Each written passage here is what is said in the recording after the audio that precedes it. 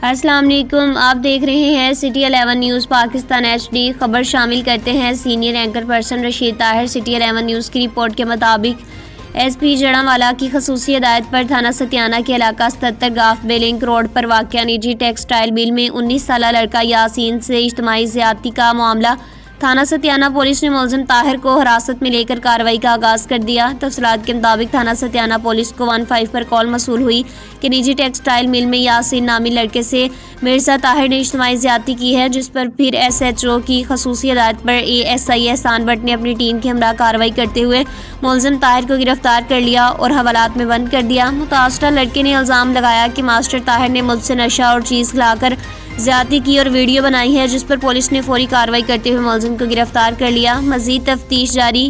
مزید خبروں کے لیے دیکھتے رہیں سٹی 11 نیوز پاکستان HD۔